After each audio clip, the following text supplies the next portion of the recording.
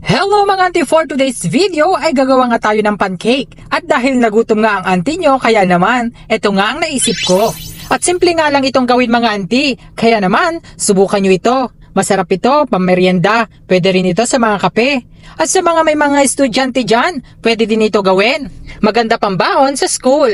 At itong una kong gagawin mga auntie, ilalagay nga muna natin itong all-purpose flour para masala ito at maging pino. Meron kasi dito mga buo-buo mga auntie, kaya naman kailangan natin itong salain tulad ng ganito. Para maging magandang texture kapag naghalo-halo na itong ating mga ingredients, para hindi maging buo-buo ang ating mga harina.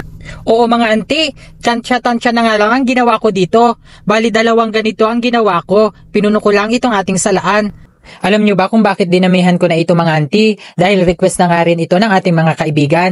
Lulutuin pala natin ito at dadalhin natin sa tambayan natin sa kapehan. Actually gumawa nga ako dati mga auntie, pero hindi ganun kasyala ang ating mga ingredients. Dahil pambahay nga lang ang aking ginawa dati. Pero nag-request nga sila, kaya naman ito nga igagawa natin ulit sila. Dahil hindi naman ito mabilis masira mga auntie, kaya naman pwede nyo itong gawin sa bahay. Itatabi nyo lang, ilalagay nyo lang sa ref. At kung gusto nyong magkape, pwede nyo itong ipainit. At pagkatapos nga nating masala itong ating baking powder mga auntie, ay maglalagay na tayo dito ng mga itlog. Oo mga auntie, naglagay nga pala ako dito ng 3 pirasong itlog para naman masarap-sarap itong ating gagawing pancake. Pagkalagay nga ng mga itlog mga auntie, naglagay na nga ako dito ng baking soda, pampaalsa dito sa ating gagawing pancake. Naglagay din pala ako dito ng olive oil mga auntie. At naglagay na rin tayo dito ng isang latang kondensada para mampatamis dito sa ating gagawing pancake. At kung wala naman kayong mga kondensada mga auntie at ang available lang sa inyo ay asukal, ay pwede na rin ilalagay natin para naman magkalasa itong ating gagawing pancake at medyo manamis-tamis siya. At pagkatapos nga nating mailagay mga auntie, ito na ang exciting part. Ito nga palang mango flavor ang ating gagawin.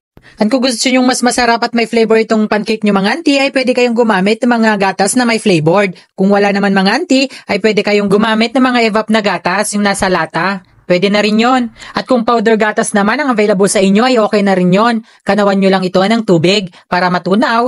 At pagkatapos nga nating mailagay lahat itong sahog ng ating gagawing pancake, ay halu-haluin na nga natin ito mga auntie. Kailangan nating haluing mabuti para walang magbuo-buo dito sa ating gagawing pancake. At kung sa tingin nyo mga auntie ay kulang pa ito, ay pwede kayong magdagdag na ulit ng gatas o tubig. Pero ako mga auntie ay gatas ulit yung aking nilagay. Hanggang ito ay mabuo at maging malapot. Kailangan natin magtiyaga dito mga auntie sa paghahalo at pagpapaikot-ikot tulad ng pagpapaikot sa'yo ng jowa mo. Chares. At dahil nakulangan nga ako sa tamis mga auntie, kaya naman nag-add nga ako dito ng asukal. Pagkatapos niyan ay iikot-ikot na ulit natin. Pero kung alam mo naman na matagal ka nang pinapaikot-ikot lang ng jowa mo, ay nako, tigilan mo na yan. At habang hinahalo-halo ko nga ito mga auntie, ay tinitingnan ko kung tama na ba itong haluin o tama na ba yung lapot nito. Pero hindi pa okay sa akin mga auntie, kaya naman nagtiyaga pa ako dito maghalo-halo. Tulad nito. At kung nagustuhan mo na itong lapot or nakuha mo na yung tamang lapot nito, ay pwede na mo na itong iluto. At sa puntong ito mga auntie, ay nagpainit na nga ako dito ng 2 kawali. At nung mainit na nga ito mga auntie, ay nagtakal na ako ng bawat luto ko nga mga auntie ay 1 scoop nga lang aking nilalagay para hindi naman ito masyadong malaki at para maluto siya na mabuti. Para maging mabilis nga lang yung aking pagluto mga auntie, ay 2 na nga dito ang aking ginamit. Ay yung init pala mga auntie, huwag masyadong malakas ang apoy para hindi naman masyadong sunog, mabilis maluto. At kung makikita nyo na yung pancake mga auntie na may mga bubbles na ito sa taas, ay pwede na itong i-check at makita nyo naman mga auntie. Ayan, nagbra-brown na siya. Pwede na itong baliktarin at maluto naman sa kabilang side. The same procedure nga lang ang ating gagawin mga auntie. Baliktarin lang natin at aantayin nga natin hanggang ito nga ay maluluto.